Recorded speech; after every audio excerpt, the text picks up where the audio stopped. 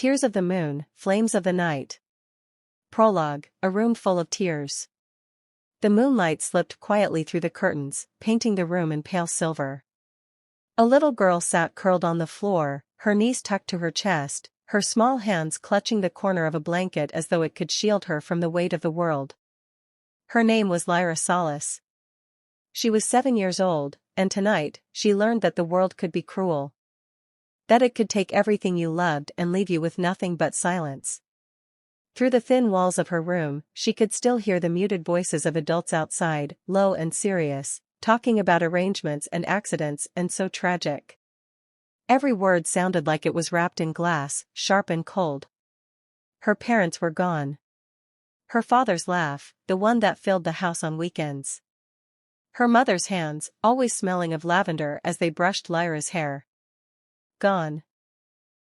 She pressed her face into the blanket to muffle her sobs, but it didn't stop the sound from breaking out, raw and small and heartbreaking. She hated this room already. It wasn't her room. It wasn't her house. It wasn't her family. The neighbors, Mr. and Mrs. Barron, had brought her here after the accident. They'd been her parents' close friends for years, but to Lyra they felt like strangers. Kind strangers, yes, but strangers nonetheless. A soft knock sounded at the door. She froze, quickly swiping her wet cheeks and whispering to herself, "Don't cry. Don't cry now."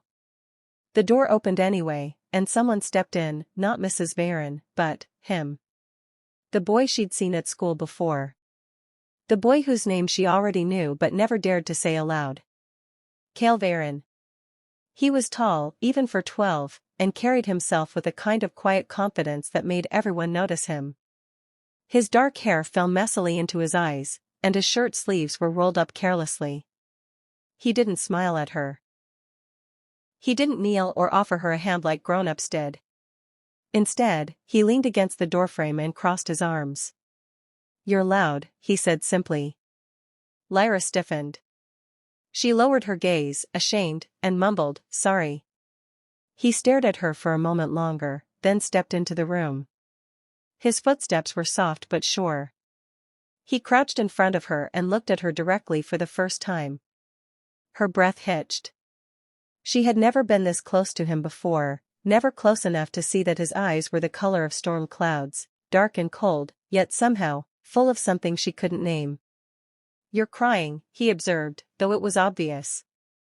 She nodded without looking up. He studied her a bit longer, then sighed. "Stop crying. Crying won't change anything."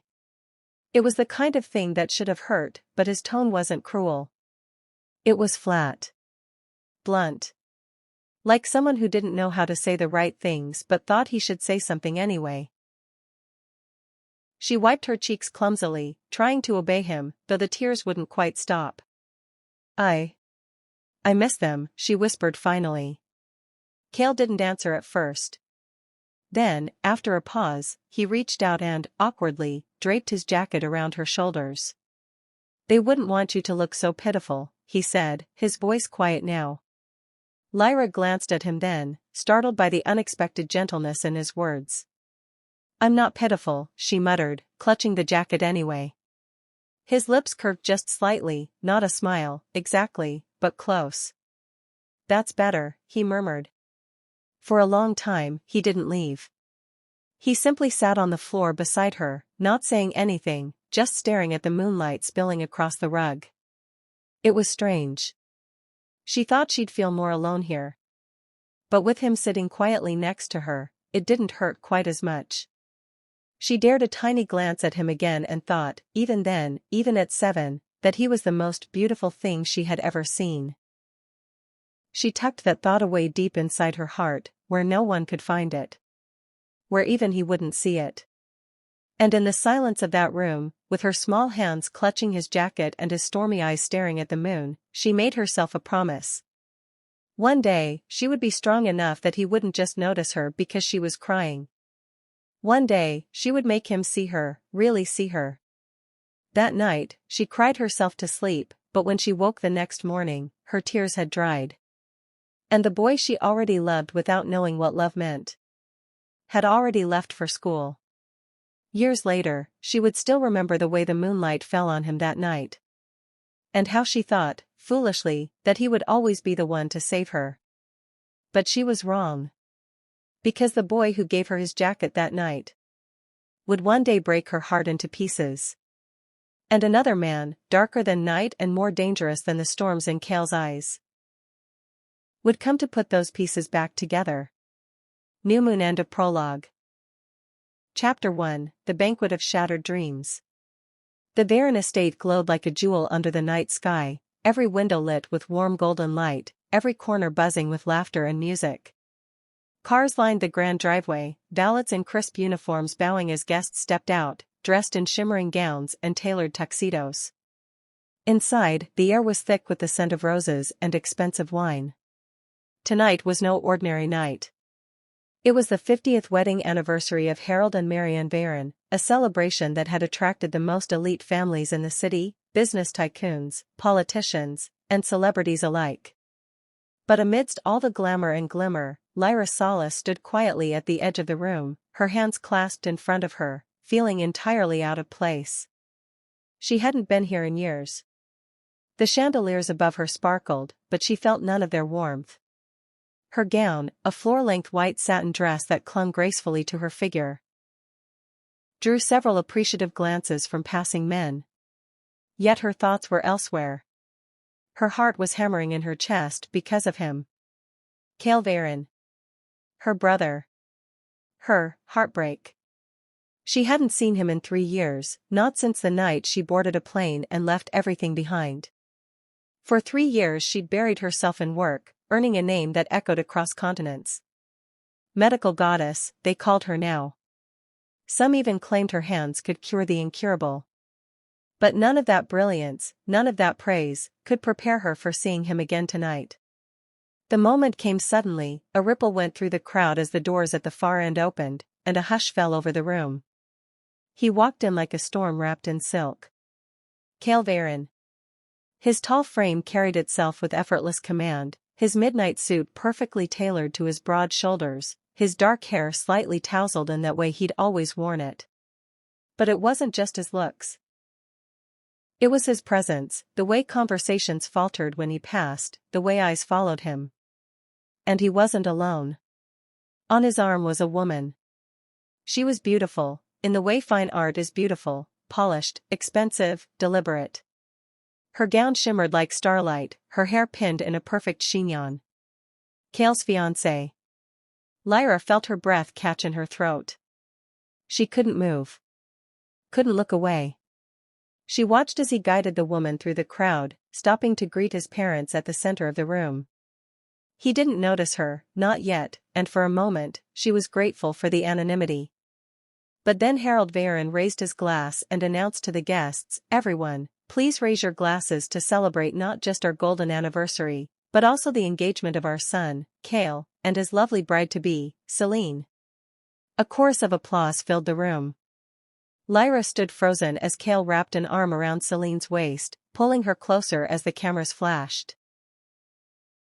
Celine's head rested on his shoulder, and she smiled sweetly, but her eyes slid toward Lyra, sharp and knowing. Later that night, Lyra slipped onto the balcony, needing air. She gripped the railing, forcing herself to breathe, but her hands wouldn't stop trembling. Why had she even come? Why put herself through this? She'd thought she was stronger now. The sound of soft footsteps behind her broke her thoughts. She turned, expecting maybe one of the guests, but instead, it was Celine. "Oh," Lyra murmured stiffly. "I didn't hear you." Celine smiled, but it was the kind of smile that didn't reach her eyes. "You're Lyra, right?" "The adopted sister," she said, her voice laced with faint disdain. Lyra straightened, her eyes narrowing. "That's right." Celine tilted her head, studying her as though inspecting a rival. "You're quite beautiful," she said finally, though the words sounded more like an accusation than a compliment. Lyra didn't reply. Celine's smile widened just slightly. "I noticed the way you looked at him tonight," she said softly. Lyra froze. Celine leaned closer, her perfume cloying. "Let me make this clear," she whispered. He's mine now. Whatever silly little crush you've been carrying all these years? Get over it. You're just his sister. Nothing more. With that, she turned and walked back inside, her heels clicking against the marble. Lyra stood there for a long time, the chill of the night sinking deep into her bones. Over the next few weeks, the whispers began. At first, small, glances in the hospital, murmurs in hallways. Then louder. Accusations that she was trying to sabotage Celine and Cale's relationship. Rumors that she was using her position at the hospital to humiliate Celine. Anonymous letters sent to her superiors, claiming she'd endangered patients. Lyra knew exactly who was behind it. But when she tried to explain to Cale, when she finally stood in front of him, heart pounding, voice breaking, he just looked at her with cool indifference. Stop, he'd said flatly. You're better than this, Lyra. Let it go. Her hands had curled into fists at her sides. You think I'm lying? She whispered. Cale's eyes hardened. I think you're acting like a jealous child. The words cut deeper than she expected. That night, Lyra stood at the airport terminal, ticket in hand. She didn't look back as she boarded the plane. Not at the city skyline glowing behind her. Not at the memories she was leaving behind. Not even at the boy she had once promised herself she'd make notice her. The boy who couldn't, or wouldn't, see her. 3 years later, when she returned, she was no longer just a girl with a broken heart. She was the medical goddess. But the man waiting for her now wasn't Cale. It was someone far more dangerous. Far more relentless. And he would tear the world apart just to make her his. New Moon. End of Chapter 1. Chapter 2, The First Thorn. The city had not changed. Its skyline still cut through the clouds like knives of glass and steel, and the streets still pulsed with the restless rhythm of ambition. But Lyra was no longer the same girl who had left. When she stepped out of the car in front of St. Raphael's Hospital, every head turned. Not just because of her beauty, though she was breathtaking in her fitted ivory coat and heels, her hair glinting like spun moonlight, but because of the aura she carried now. Confidence. Distance. Power. She walked through the revolving doors with the quiet composure of someone who belonged, and knew it. She had been gone 3 years, but the whispers had followed her here even before she arrived. The medical goddess is back, someone murmured. I heard she operated on a Saudi prince last month. They say she saved the Queen of Ardia when no one else could. Lyra ignored the chatter and made her way to her office, where flowers already sat waiting, orchids, lilies, even roses, all from grateful patients and admirers. She didn't stop to admire them. She simply set her bag down and began reviewing her schedule. And yet, beneath the cool mask she wore, her stomach still quailed with unease. Because she knew it was only a matter of time before they found her. Cale. Anne. Celine. She didn't have to wait long. That afternoon, as she was finishing a consult, her assistant poked her head in, looking flustered. Dr. Salas, there's someone here to see you. Lyra looked up, arching a brow. A patient? Her assistant hesitated. No. It's her. Lyra's chest tightened, but she kept her voice even. Send her in. The door swung open, and Celine entered like she owned the place. Still impeccably dressed, a tailored dress in blood-red silk, diamonds glittering at her throat. But her beauty now seemed harder, sharper, like glass edges hidden in velvet. Well, Celine purred, closing the door behind her. If it isn't our little prodigy come home. Lyra rose to her full height, her expression calm. Celine. To what do I owe the pleasure? Celine walked slowly around the room, running her fingers lightly over the books and certificates that lined the shelves. You've done well for yourself, she said finally, though her tone dripped with disdain. Lyra didn't flinch. Thank you. Celine turned then, her eyes glinting. But don't think for a second that your little sabbatical excuses what you did before you left. You humiliated me. You tried to ruin my engagement. You embarrassed Kale. Lyra's jaw tightened. I didn't. But Celine cut her off with a sharp laugh. Oh, please. Don't bother denying it. Everyone knows what you were after. Poor little adopted sister, clinging to her brother like some pitiful puppy. The words struck harder than Lyra expected, but she refused to let Celine see. Is that all? She asked coolly. Celine took a step closer, her smile widening. No, she said softly. You see. Kale is mine. He always has been. Whatever childish fantasy you had in that pretty little head of yours, it ends here. You don't belong in his world, Lyra. You never did. For a moment, the room was silent, heavy with the weight of unsaid things. Then Lyra straightened, her gaze steady. You're right, she said quietly. I don't belong in your world. But don't mistake my silence for submission, Celine. I've learned a few things these past 3 years. And one of them is how to recognize a snake.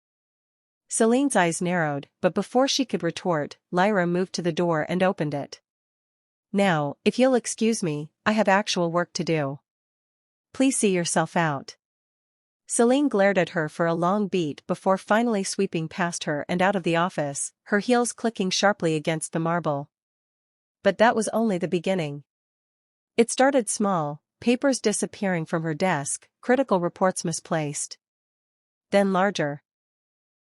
Appointments mysteriously cancelled, patients rescheduled without her knowledge, colleagues suddenly distant. And then came the whispers again. She's reckless, she endangered that child last week. I heard she left the conference early because she botched a surgery. She's not as brilliant as they say, you know. Lyra tried to ignore it, to focus on her work, but every day the shadows grew longer. She knew Celine was behind it. She just couldn't prove it, yet. The final blow came at a charity gala 2 weeks later. Lyra had been invited as the guest of honor, a recognition of her contributions to the hospital's children's wing. She'd chosen a simple black gown, elegant but understated, and arrived with her head held high despite the daggers she felt in the air. For the first hour, everything went smoothly. Guests congratulated her, thanked her for her work, marveled at her accomplishments. But then a familiar voice rose above the crowd, and the room fell silent. Well, well. Look who decided to show up. Lyra turned, her breath catching. Kale. Standing near the entrance, looking impossibly handsome in a dark 3-piece suit, his presence still as magnetic, and infuriating, as ever. On his arm, of course, was Celine. His eyes found hers across the room, and for the briefest moment, she thought she saw something in them. Something she couldn't name. But then he looked away. Celine leaned in and whispered something in his ear, and he nodded faintly before letting her go. She walked toward Lyra, her smile like a blade. Oh, darling, Celine said sweetly enough for everyone nearby to hear, I just wanted to say, it's so brave of you to keep showing up like this after everything. Lyra stared at her coolly. After what, exactly? Celine feigned surprise. Oh, you don't know? That poor boy from pediatrics? The one whose mother said you nearly killed him with your negligence? Gasps and murmurs rose from the crowd around them. Lyra froze. That's a lie, she said quietly, but her voice carried. Celine's smile widened. Oh, sweetheart. Everyone here knows it's true. Kale himself had to step in and apologize on your behalf. Lyra glanced at Kale, and to her horror, he didn't deny it. Instead, he simply looked at her with that same flat, unreadable expression he'd worn 3 years ago. And in that moment, something inside her broke. When the gala ended, she slipped out without saying a word. Her phone rang later, Kale. But she let it go to voicemail. Instead, she packed her bags. Again. Because she refused to stay where she wasn't wanted. Where she wasn't believed. It wasn't until she was on the plane again, staring out at the endless night sky, that she whispered to herself. This time. I'm not coming back for anyone but me. But fate, she would soon learn, had other plans. Because in the shadows of that city, another man was already searching for her. Not to break her. Not to belittle her. But to claim her. Completely, fiercely, and without apology. And he would not stop until she was his. New Moon. End of Chapter 2. Chapter 3, The Medical Goddess. The hospital in Geneva overlooked the lake, its glass facade catching the morning sun. Inside, the corridors were bright, spotless, and quiet, a temple of healing that smelled faintly of antiseptic and roses. In the center of it all stood Lyra Salas, calm as moonlight and sharp as a blade. "Scalpel," she murmured. The nurse handed it to her instantly, their hands steady even as everyone else in the operating theater held their breath. Lyra moved with a grace that mesmerized, her fingers precise, her voice low but commanding. This was the third emergency surgery of the morning, and she hadn't faltered once. It was said in hushed tones throughout Europe's medical circles, if you were dying, if all hope was lost, pray she took your case. Because if she did, you'd live. They called her the medical goddess now. It had been 2.5 years since she left the city she once called home. 2.5 years since Cale's cold eyes had turned her away. 2.5 years since she'd walked out of the gala and into the storm. And in that time, she'd built herself into something no one could ignore anymore. After the surgery, she stripped off her gloves and gown, washing her hands meticulously before stepping out of the OR. The hospital director, a stout, balding man with eyes full of respect, was waiting for her. "Dr. Salas," he greeted with a small bow. "Your patient is stable. Once again, you've done what no one else could." Lyra offered a faint smile. "Thank you. You have another invitation," he added, holding out a cream-colored envelope. She sighed inwardly but accepted it. Her life was a blur of surgeries, galas, lectures, awards. But the glitz never touched her heart. Not really. Every morning, she woke up thinking only of her patients.